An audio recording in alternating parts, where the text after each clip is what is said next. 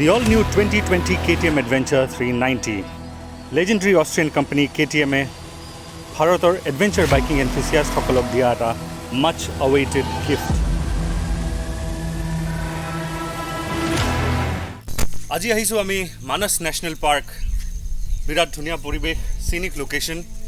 390খন review কৰিবলৈ তে আপোনালোকক দেখাম আমি বেলেগ বেলেগ ট্ৰেইলছত গৈ পেলাই 390খন কেনেকৈ পাৰফৰ্ম কৰে, কি হিচাপত ভাল, আমি কি ভাল পালোঁ, কি বেয়া পালোঁ। তো এইখনে হ'ল 390। এইখনক আমি লৈ যাম ডিফাৰেণ্ট ট্ৰেইলছত এনজয় কৰিবলৈ। থাকিব লগত আগবঢ়াৰ আগত আমি জানি লওঁ KTMৰ বিষয়ে।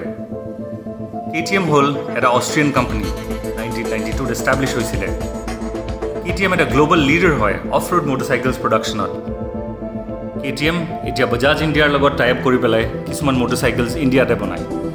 125, 200, 250 আৰু 390ৰ মটৰচাইকেলবোৰ ইণ্ডিয়াতে বনায়। KTMৰ কিছুমান এডভেঞ্চাৰ মটৰচাইকেলছ অলৰেডি আছে মাৰ্কেটত। 1090 এডভেঞ্চাৰ, 790 এডভেঞ্চাৰ আৰু 1290 ছুপাৰ এডভেঞ্চাৰ। ফেমাছ ডাকাৰ ৰেলী, ইয়াতে KTMে প্ৰত্যেকবাৰে পাৰ্টিচিপেট কৰে আৰু KTMৰ মেক্সিমাম পডিয়াম ফিনিছ থাকে।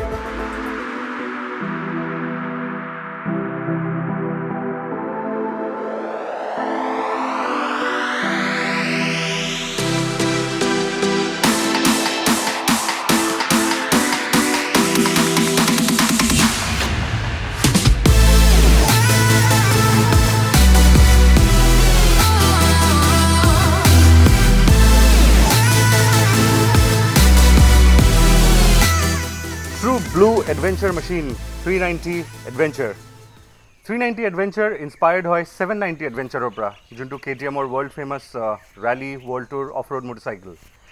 ষ্টান্সটো তেনেকুৱাই ৰাখিছে, বিৰাট স্লিক ডিজাইন, এৰ্গনমিকেলি একদম ছেট বাইক হয় এইখন আপোনাৰ এডভেঞ্চাৰ ট্ৰেইলছৰ কাৰণে। স্লিক ছিট হয়, ছিটটো দীঘল হয়, আৰামছে একমডেট কৰিব পাৰে ৰাইডাৰ, আগে পিছে যাব পাৰে ট্ৰেইলছত। পাছফালৰ ছিটটো বিৰাট কমফৰ্টেবল, পিলিয়নক বহায়ো আপোনালোকে ধুনীয়াকৈ টুৰ কৰিব পাৰিব। আৰু লাডাখ নিচিনা জেগাটো পিলিয়নক বহাই ৱেইট লৈ পেলাই আপোনালোকে ওপৰত ধুনীয়াকৈ উঠিব পাৰিব কমফৰ্টেবলি। 43 ব্ৰেক হৰ্চ পাৱাৰ যেতিয়া আছে, 43 ব্ৰেক হৰ্চ পাৱাৰে ক'তো আপোনাক ডিছএপইণ্ট নকৰে, আপোনাক ধুনীয়াকৈ আপহিল ক্লাইম্বতো ইজিলি লৈ যাব পাৰিব। ফ্ৰণ্টত আপোনাৰ আছে 19 ইঞ্চ টায়াৰ্ছ আৰু ৰিয়েৰত 17 ইঞ্চ। মিডজেলাৰ টায়াৰ্ছ হয়, কমফৰ্টেবলি ট্ৰেকৰ লগত একদম লাগি থাকে, শ্লিপ নকৰে আৰু আপুনি ছেফ ফিল কৰিব। প্লাছ মটৰচাইকেলখনত আছে ঢেৰ ইলেক্ট্ৰনিক্স, আপোনাৰ মটৰচাইকেল ট্ৰেকশ্যন কণ্ট্ৰল, তাৰপিছত শ্লিপাৰ ক্লাচ, ABS আছে। ABS এইবিলাক চব ছুইচেবল হয়, আপুনি অন অফ কৰিব পাৰে ট্ৰেইলছৰ হিচাপত নিজৰ। তাৰপিছত কৰ্নাৰিং ABS আছে আৰু ধুনীয়া পেকেজ এটা বনাই থৈছে with modern day electronics, riding comfort. ভাইজাৰটো এডজাষ্টেবল হয়, ৱাইড হেণ্ডেল বাৰ্ছ হয়, ধুনীয়া আপোনাৰ নকল গাৰ্ডছ লাগি আছে বাইকখনত। চ' আপুনি ছেফ ফিল কৰিব ক'ৰবাত যদিও কেতিয়াবা বাই চান্স পৰি যায়। বাইকখন লৈ আমি ৱাটাৰ ক্ৰছিঙত গ'লোঁ, অলমষ্ট নি লেভেল ৱাটাৰ আছিলে। বিৰাট ধুনীয়াকৈ ৱাটাৰ ক্ৰছিংটো কমফৰ্টেবলি ক্ৰছ কৰিব পাৰিছিলোঁ। দুবাৰমান বন্ধ হৈছিলে, মোৰ নিজৰে ভুল, অলপ থ্ৰটলটো আৰু বেছিকৈ দিব লাগিছিলে।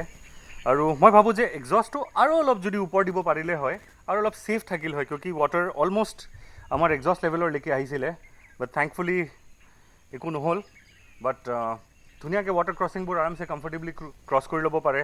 টায়াৰ্ছে ধুনীয়া গ্ৰিপ দিয়ে, সেই তেনেকুৱা পাথৰৰ ওপৰতো, লুজ গ্ৰেভেলৰ ওপৰতো, চ' একো প্ৰব্লেমেই নহয় আপোনাৰ। হাইৱে ক্ৰুজিঙো কৰি আহিছোঁ, গুৱাহাটীৰ পৰা বৰপেটাৰলৈকে, মানসৰলৈকে ধুনীয়াকৈ আমি হাইৱে হৈ আহিলোঁ। হাইৱে ক্ৰুজিঙত বিৰাট ধুনীয়া, 140ত আপুনি এফৰ্টলেছলি ক্ৰুজ কৰিব পাৰে। বাইকখন একদম ষ্ট্ৰেছড ফিল নহয়।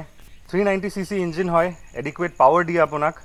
উইণ্ড ব্লাষ্ট আপুনি ফিল নকৰে, কিন্তু আপুনি এডজাষ্টেবল ভাইজাৰ আৰু অলপ দীঘল ভাইজাৰ এটা লগাই পেলাই আৰু আপুনি কমফৰ্টেবলি ক্ৰুজ কৰিব পাৰে। জেনেৰেলি কি হয়, এডভেঞ্চাৰ বাইকছবোৰ ইমান বাল্কি থাকে, আমাৰ ডাঙৰ থাকে, চ' সেইকাৰণে চিটি ৰাইডিংটো বিৰাট আনকমফৰ্টেবল হৈ থাকে, আমি বিৰাট কষ্ট পাওঁ তেনেকুৱা বাইক চলাই পেলাই। এডভেঞ্চাৰ বাইকছবোৰ জেনেৰেলি আমি শুনিছোঁৱে বিৰাট বাল্কি হয়। বাট 390খন এনেকুৱা এটা ধুনীয়া পেকেজ, এনেকুৱা এটা ধুনীয়া ব্লেণ্ড, ইহঁতৰ ৰেচিং অফ ৰোড হেৰিটেজটো এই বাইকখনত দি দিছে। সেইটোৰ কাৰণে এই শ্লিক ডিজাইন এটা আছে, চ' আপুনি ধুনীয়াকৈ কমফৰ্টেবলি চিটি ট্ৰাফিকত ৰেগুলাৰ ইউজ কৰিব পাৰে, প্লাছ অফ ৰোড এডভেঞ্চাৰ ট্ৰেইলছবোৰতো ইকুৱেলি আপুনি এনজয় কৰিব পাৰে। একেদিনাই ভাবিলে মই হাইৱে ক্ৰুজিং কৰোঁ, চিটিৰ ভিতৰৰ পৰা যাওঁ, কিয় কি জেনেৰেলি আমি চিটিৰ ভিতৰত যাবই লাগে, অহা যোৱা কৰিবই লাগে, সেইটোত বিৰাট কষ্ট হয় ডাঙৰ বাইক ল'লে। বাট এইখন ল'লে আপোনাৰ একদমেই চিন্তা নাই। এইখন বাইক মই ভাবোঁ এটা ৰেগুলাৰ কমিউটাৰ হিচাপে আপুনি ইউজ কৰিব পাৰে, আপোনাৰ এডভেঞ্চাৰ কম্পেনিয়ন হিচাপে ইউজ কৰিব পাৰে। আৰু কোনোবাই যদি ভাবিছে যে মই ধুনীয়াকৈ ডেইলি কমিউট এটা কৰি আছোঁ ইয়াৰ পৰা তাৰলৈকে, প্লাছ অলপ ইফাল ইফাল এনেকুৱা চাহ বাগানৰ ভিতৰত যাওঁ, ক'ৰবাত ফৰেষ্ট এৰিয়াৰ ভিতৰত যাওঁ, ক'ৰবাত নিজৰ গাঁৱৰ ফালে যাওঁ, তাতেই ধুনীয়াকৈ লৈ যাব পাৰে। আৰু এইটো মই এনেকুৱা মানুহৰ কাৰণে ভাবোঁ যোনে ধৰি লওক স্পেচিয়েলি হাইটটো এটা ফেক্টৰ দেই, সেইটো একদম মনত পেলাব লাগিব। 5'7", 5'8" ওপৰত থকা মানুহ মই জেনেৰেলি ৰেকমেণ্ড কৰিম এখন বাইক চলাবলৈ। বাট এনেকুৱা নহয় যে চাপৰ মানুহ চলাব নোৱাৰে, কিয়কি ছিটটো যদি দেখিছে আপুনি স্প্লিট ছিট হয় আৰু ছিটটোৰ লেন্থটো বিৰাট দীঘল। ওখ মানুহ অলপ পিছুৱাই বহিব পাৰে আৰু চাপৰ মানুহ যদি আগত আৰু বহি যায় ধুনীয়াকৈ বাইকখন কমফৰ্টেবলি এনজয় কৰিব পাৰে। চ' এইটো মই এনেকুৱা মানুহৰ কাৰণে ভাবোঁ যোনে ডেইলি কমিউটো কৰিব খোজে, প্লাছ অলপ এডভেঞ্চাৰ এলিমেণ্টটো আনিব খোজে, সিহঁতে এইখন বাইক বহুত বেছি ভাল পাব।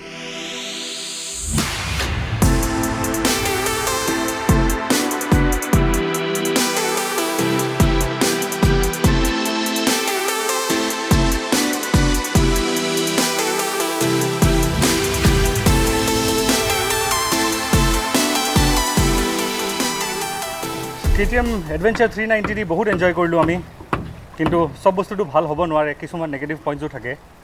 নেগেটিভ পইণ্টছবিলাক আপোনাক কৈ দিওঁ।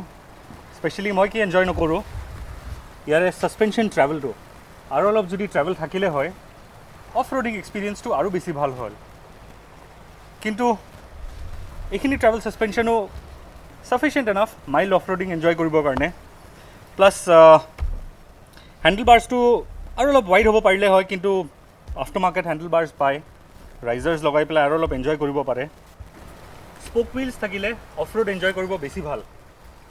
কিন্তু এণ্ট্ৰি লেভেল বাইক হিচাপে এইটো মই ভাবোঁ এটা ডিচেণ্ট পেকেজ।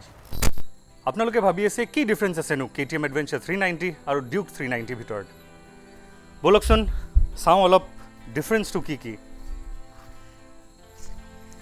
এইখন হ'ল আপোনালোকে চবেই জানে ডিউক 390।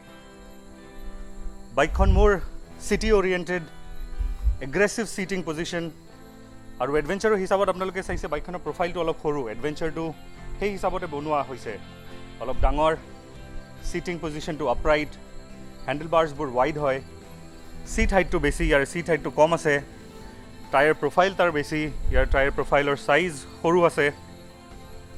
তাৰপিছত হিটিং ইছ্যুজ ডিউক 390ত বহুত বেছি, এডভেঞ্চাৰ 390ত হিটিং ইছ্যুজ একদম নাই। মই গোটেই দিনটো আজি হাইৱেত চলাইছোঁ, ট্ৰাফিকত চলাইছোঁ, অফ ৰোডত চলাইছোঁ, একদম হিটিং ইছ্যুজ নাই। তাৰে টুইন ফেন ৰেডিয়েটৰ গ্ৰিল ডিজাইন যোনটো, সেইটো একদম বাইকখন ঠাণ্ডা কৰি থয়। আপোনালোকে চিন্তাই কৰিব নালাগে যে বাইকখন হিট আপ হ'ব যিমানে কি গৰম নহওক। আৰু বাইকখন দেখিছে অলপ চাপৰ লাগে, মই আচলতে হাইটতো অলপ ওখ হ'লোঁ, 6 ফিট হয়, সেইকাৰণে মোৰ হিচাপত বাইকখন সৰু। কিন্তু এডভেঞ্চাৰখন যেতিয়া ওলাইছে 855 ছিট হাইট, মই একদম কমফৰ্টেবলি বহিব পাৰোঁ বাইকখনত।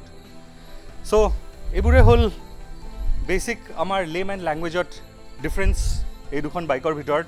সেইটো মোৰ এডভেঞ্চাৰ অৰিয়েণ্টেড হ'ল আৰু এইটো মোৰ চিটি এগ্ৰেছিভ হাইৱে ক্ৰুজিং ষ্টাইলত।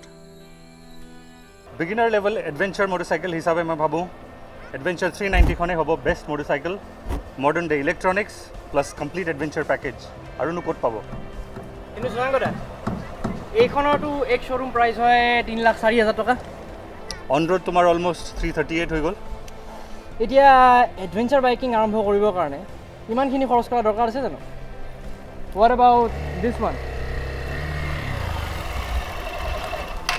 আচলতে এডভেঞ্চাৰ বাইকিং কৰিবৰ কাৰণে 1.5 লাখ টকা খৰচ কৰিব নালাগে। Hero XPulse 200 our next episode.